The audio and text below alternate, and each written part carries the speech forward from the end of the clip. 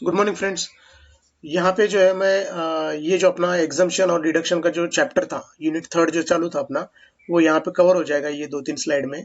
और इसके बाद जो मैं सोच रहा हूँ कि शायद मैं अभी जो हमारे जो टैक्सेशन ऑफ लॉ जो सब्जेक्ट है फिफ्थ सेमेस्टर का, तो उसमें जो मेरे ख्याल से 6 यूनिट है, तो 3 तो मेरे यहाँ कवर हो जाएंगे। और मैं सोच रहा हूँ कि ये 3 के बाद शायद हो सके तो मैं एक एमसीक्यू टाइप मतलब शॉर्ट एक्सप्लेनेशन मैं करना चाहता हूँ। तो अगर वो शॉर्ट एक्सप्लेनेशन भी मैं डाल दूंगा। अगर वो देखने के बाद अगर आपको लगता है कि वो सही है, तो आप मुझे थोड़ा सा कमेंट में या कहीं बता दीजिए, मैसेज में या ग्रुप में। तो उससे फिर मैं और रिलेटेड कर दूंगा और ये टॉपिक अपन जल्दी यहाँ पे कवर कर लेंगे। हार्डली 8-10 दिन में ये टॉपिक अपना यहाँ कवर हो जाएंगे, अगर हम एमसीक्यू टाइप भी अगर यहाँ पे लेते हैं तो I will not take your too much time and come to the point. So अभी तक हम देख रहे थे कि डिडक्शन में क्या एग्जाम्पशन में क्या फर्क है। तो अभी यहाँ जो सेक्शन देख रहे हैं हम, सेक्शन 10, उसमें हम देख रहे हैं कि सेक्शन 10 क्या बताता है हमें। तो salaried employer are given several benefits apart from their regular income. जो सैलरीड पर्सन होता है उसको नंबर ऑफ बेनिफिट्स होते हैं उसके रेगुलर इनकम से। Most of these benefits are consider a part of the total income. और वो सारे के सारे बेनिफिट्स वो उसके टोटल इनकम में कैलकुलेट होते हैं या कंसिडर होते हैं। Where some of them are allowed exemption under section 10। और कुछ जो है वो उसको अंडर सेक्शन 10 में उसको क्या होता है कि उसका एग्जाम्पशन उसे यहाँ पे मिलता है। एग्जाम्पशन का मतलब मैंने आपको पहले भी समझाया था, एग्जाम्पशन मतलब टोटली एग्जाम्प्ट और कुछ सम अमाउंट उसकी एग्जाम्प्ट होती है।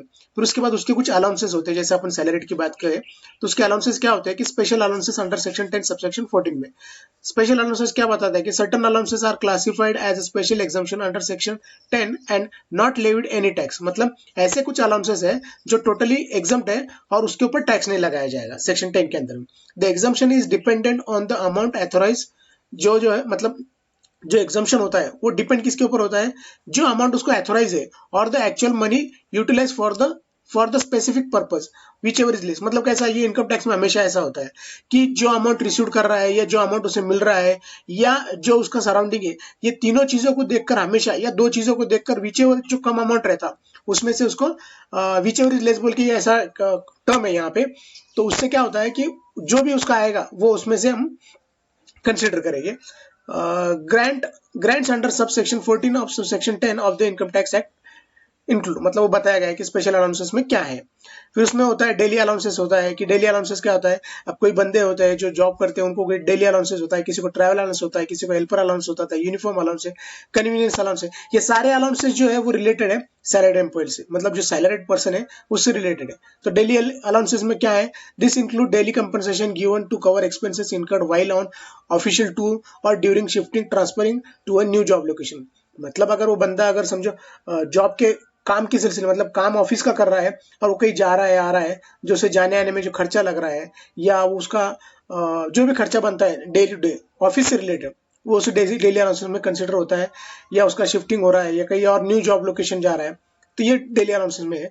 ट्रैवल अलाउंसेस है, this granted This is granted to employee to cover their travel expenses while on an official tour of during the transfer of job। मतलब उसका जो पढ़ने से आपको समझ में आ रहा होगा कि their travel expenses while on an official tour or during the transfer of a job. जब उसका जॉब एक जगह से दूसरी जगह जाता है तो उसका ट्रांसफर अलाउंसेस भी उसे यहाँ पे दिया जाता है। हेल्पर अलाउंसेस है, this exemption is provided for the fee of the helper who has been hired to assist in performing official duties।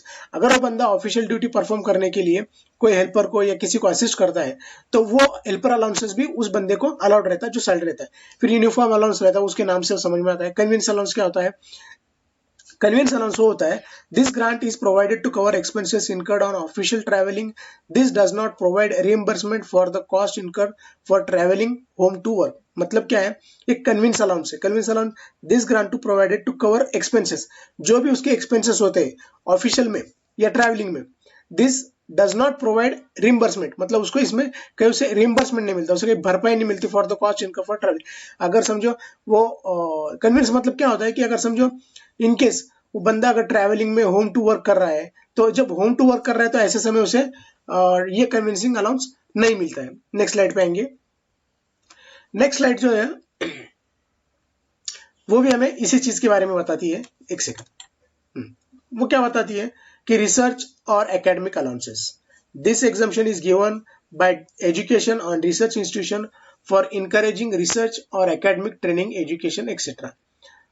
कोई बंदा है जो रिसर्च कर रहा है या एकेडमिक रिसर्च कर रहा है, तो ऐसे भी एग्जामेशन यहाँ पे दिया गया है। फिर उसके बाद जो है special allowances under section 10 subsection 14 और उसका subsection Roman 2, exempted allowances under subsection 14 second of section 10 of the income tax act. फिर कुछ आगे चल के कुछ और भी ऐसे अलाउंसेस है, जैसे क्लाइमेट अलाउंसेस है। क्लाइमेट अलाउंसेस में मतलब कैसे है कि जैसा क्लाइमेट होता है उस हिसाब से, या जैसा स्टेट होता है, अब हमें पता है कि पूरे भारत देश में जो स्टेट है वो हर जगह का मतलब जो क्लाइमेट है वो एक जैसा नहीं है। तो जैसे हम यहाँ पे अगर मिलिट्री या कोई और लोगों का अगर एग्जाम्पल लेंगे, तो उनको वो जो ड्यूटी के हिसाब से उनको क्लाइमेट अलाउंस यहाँ दिया जाता है। यहाँ एग्जाम्पल भी यहाँ दिया है 800 for hills of Himachal Pradesh, Uttar Pradesh, Jammu Kashmir and north east. फिर सियाचिन जो होता है वहाँ 7000 तक पर मंथ दिया जाता है, डिडक्शन बताया गया है वो। फिर 300 अदर हाई एल्टीट्यूड एरिया। तो ये ऐसे कुछ क्लाइमेट अलाउंसेस होते हैं। ये मोस्टली तो हम मिलिट्री में देखा जाता है, क्लाइमेट अलाउंसेस वहां दिया जाता है। फिर ट्राइबल एरिया अलाउंसेस, जैसे ट्राइबल एरिया में अगर किसी का सर्विस है, grant of ₹200 for those working in pre classified tribal schedule और agency area such as Karnataka, west Bengal, Madhya Pradesh, Assam, Orissa, Tamil Nadu, Bihar, Uttar Pradesh and Tripura. ये ट्राइबल अलाउंस है। मतलब हमें पता है कि ट्राइबल एरिया जो होता है, नक्सलवादी एरिया जैसे बोलते हैं, या ये जो एरिया होता है मतलब जहाँ पे प्री क्लासिफाइड ट्राइबल शेड्यूल होता है, वो एरिया में जो जॉब करते हैं उन लोगों के लिए एक स्पेशल अलाउंसेस यहाँ पे ट्राइबल एरिया अलाउंसेस बोल के होता है। फिर बॉर्डर एरिया अलाउंसेस होता है, वो अंडर रूल 2VB ऑफ 10, ये जो सेक्शन है उसका 10 सबसेक्शन 14 सबसेक्शन 2 में, arm force personal serving in other area, तो उनका भी ऐसा कुछ यहाँ पे दिया है। ये मैं मोस्टली यहाँ पे अपना चैप्टर कवर हो जाएगा। तो अगर ये अलाउंसेस सिर्फ आप उसके हेड भी आपको पता चल गए, उसके अंदर का डिटेल नहीं भी पता चला तो भी चलेगा, लेकिन ये अपने एक यूनिट कवर हो जाएगा, इसलिए मैं यहाँ पे ये इसको ले रहा हूँ। फिर चिल्ड्रन एजुकेशन फंड है। चिल्ड्रन एजुकेशन फंड में क्या है कि अप टू हमें कितना है कि अगर 2 बच्चे हैं या 1 बच्चा है तो 100 पर बच्चे के पीछे मिलता है। अगर 2 बच्चे तो 200 मिलता है। तो जैसा कि अगर साल के कितने मिलेंगे हमें 2 बच्चों के हिसाब से 2400 रुपए एजुकेशन अलाउंस यहाँ पे कोई भी बंदा है जो सैलरीड एम्प्लॉयड है उसे वो यहाँ पे मिलता है। अब ये आखिरी वाली स्लाइड पे आएंगे और शायद यहाँ पे हमारी यूनिट कवर हो जाएंगे। और फिर इसके बाद का मेरा जो प्रोसेस है कि मैं सोच रहा हूँ कि शायद हम कुछ शॉर्ट एक्सप्लेनेशन क्वेश्चन आंसर बनाएंगे, वो सीरीज भी मैं आपको जल्दी डाल दूंगा। उसको भी एक बार आप मुझे देखकर बताइए कि मैं सही जा रहा हूँ, या कुछ कमेंट बताइए। मतलब चलो ये आखिरी वाला खत्म कर देते हैं। सो counter insurgency allowances, this grant ₹3,900 per month in section 10 subsection 14 subsection 2 Roman is directed to those employed in armed force employ counter insurgency. मतलब जहाँ पे वो काउंटर इंसर्जेंसी एरिया जो होता है, ठीक है, जैसे हमने बीच में अभी नागालैंड का देखा था, या जहाँ पे आपसा वगैरह होता है तो वहाँ पे कैसा है, या जम्मू कश्मीर होता है, या ऐसे एरिया में काउंटर मतलब 2 तरफ से उसकी काउंटर इंसर्जेंसी हो सकता है, 2 तरफ से हो सकता है, इसलिए।